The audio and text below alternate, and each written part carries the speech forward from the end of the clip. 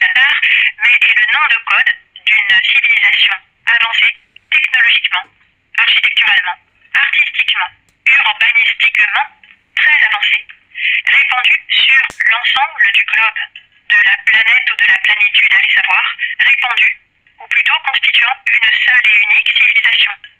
Un ordre mondial, un gouvernement mondial. Notre-Dame, le 8 décembre 2024, Notre-Dame rouvre ses portes 5 ans après l'incendie qui a ému la France. Nous sommes en guerre.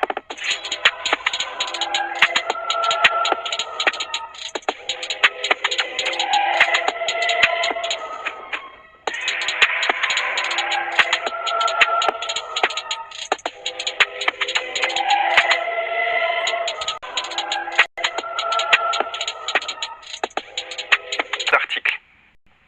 Et là, on tombe sur le 19. Donc l'incendie de Notre-Dame a bien eu lieu en 2019. La vraie flamme engloutira la dame. Qui voudra mettre les innocents à feu? Près de l'assaut, l'exercite s'enflamme. Quand dans seuil, monstre en bœuf sera vu. Donc je traduis, un immense incendie, la vraie flamme, détruira, engloutira, une grande partie de la cathédrale Notre-Dame de Paris, la dame. Il empêchera au dernier moment, quand dans seuil, un dictateur, le monstre, d'être vu à la télévision. Sort aveu. C'est effectivement l'incendie de Notre-Dame qui a empêché Emmanuel Macron de faire son discours pour les Gilets jaunes. Exactement. Mais elle est où là? Elle est à Paris. Elle est à Paris et elle trinque. On le voit ici. Et s'il doit le faire, il le fera. Et puis, qui est cette opération de magie noire au Louvre, par Barbara Chesribou, qui fait de la magie noire.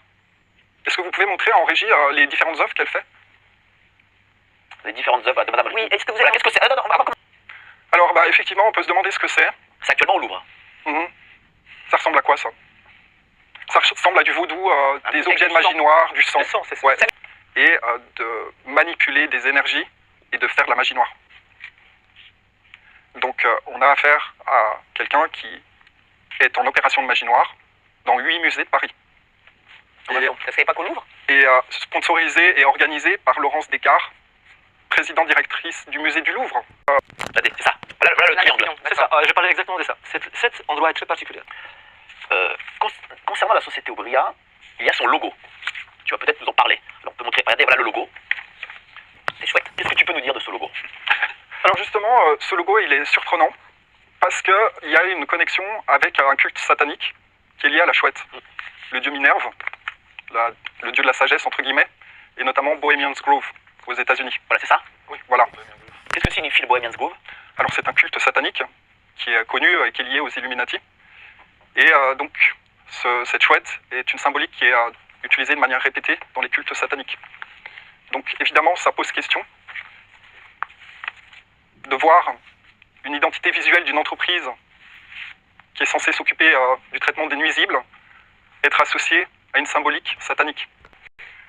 Le Premier ministre du Travail, René Viviani, en 1906, a fait une déclaration devant les députés. Voilà ce qu'il a dit. « Nous avons arraché les consciences humaines à la croyance. Nous avons éteint dans le ciel des lumières qu'on ne rallumera plus. Voilà notre œuvre révolutionnaire. » Ça explique déjà beaucoup de choses. Donc on est face à une attaque frontale De la République. de la religion chrétienne.